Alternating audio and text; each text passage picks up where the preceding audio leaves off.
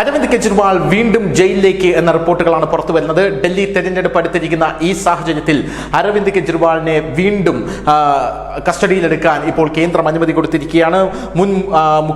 ഡൽഹിയുടെ മുൻ മുഖ്യമന്ത്രിയായിട്ടുള്ള അരവിന്ദ് കെജ്രിവാളിനെയും ഉപമുഖ്യമന്ത്രി മനീഷ് സിസോദിയെയും കള്ളപ്പണം വെളുപ്പിക്കൽ നിരോധന നിയമപ്രകാരം PMLA പ്രകാരം പ്രോസിക്യൂട്ട് ചെയ്യാൻ ജനുവരി 15 ബുധനാഴ്ച എൻഫോഴ്സ്മെന്റ് ഡയറക്ടറേറ്റ് കേന്ദ്ര ആഭ്യന്തര മന്ത്രാലയത്തിൽ നിന്നും അനുമതി നേടിയെന്ന സുപ്രധാനമായിട്ടുള്ള റിപ്പോർട്ടുകളാണ് പുറത്തു വരുന്നത്. നമുക്കറിയാം, അരവിന്ദ് കെജ്രിവാൾ ഈ കേസിൽ തന്നെ നേരത്തെയും ജയിലിൽ കടന്നതാണ്. ഒരു വട്ടം ജാമ്യം നിഷേധിച്ചു, രണ്ടാമത്തെ വട്ടവും ജാമ്യം അദ്ദേഹത്തിന് കിട്ടിയില്ല. അതിനുശേഷമാണ് ലോക്സഭാ തെരഞ്ഞെടുപ്പിന് മുമ്പ് അദ്ദേഹം പുറത്തേക്ക് ഇറങ്ങിയത്. ഒരുപാട് കഷ്ടപ്പെട്ട ശേഷമാണ് അദ്ദേഹം വന്നത്.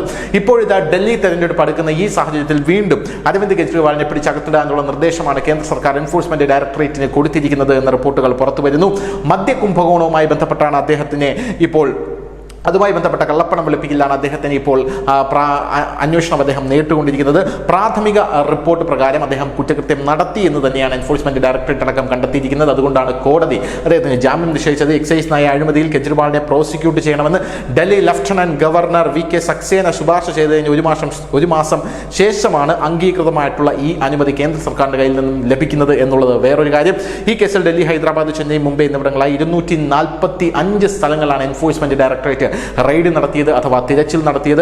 2025 ഫെബ്രുവരിയിലാണ് ഡൽഹിയിൽ തെരഞ്ഞെടുപ്പ് നടക്കാൻ പോകുന്നത് എന്നുള്ളത് വേറൊരു കാര്യം. ജനുവരി 11 ഡൽഹി സർക്കാരിന്റെ ഇപ്പോൾ റദ്ദാക്കിയ എക്സൈസ് നയത്തെക്കുറിച്ചുള്ള report controller and auditor general CAG പുറത്തുവിട്ടിരുന്നു. ഈ നയം പൊതുഖജനാവിന് 2026 കോടി രൂപയുടെ അമ്പരപ്പിക്കുന്ന നഷ്ടമുണ്ടാക്കിയെന്നാണ് CAG പറയുന്നത്. ചെറിയ അഴിമതിയല്ല എന്നാണ് പറയുന്നത്. കൂടാതെ നയനിർവഹണത്തിലെ കാര്യമായ വീഴ്ചകൾ റിപ്പോർട്ടിൽ എടുത്തു കാട്ടുകയും ചെയ്തിട്ടുണ്ട്. മുൻ മുഖ്യമന്ത്രി അരവിന്ദ് കെജ്രിവാളിന് പങ്കുള്ളതുകൊണ്ട് തന്നെ അദ്ദേഹത്തിനെ എത്രയും വേഗം അറസ്റ്റ് ചെയ്യണം എന്നാണ് എൻഫോഴ്സ്മെന്റ് ഡയറക്ടറേറ്റ് കേന്ദ്രത്തെ അറിയിച്ചത്. ഇതേ തുടർന്നാണ് കേന്ദ്രം അനുമതി കൊടുത്തിരിക്കുന്നത്. News desk, news India Malayalam.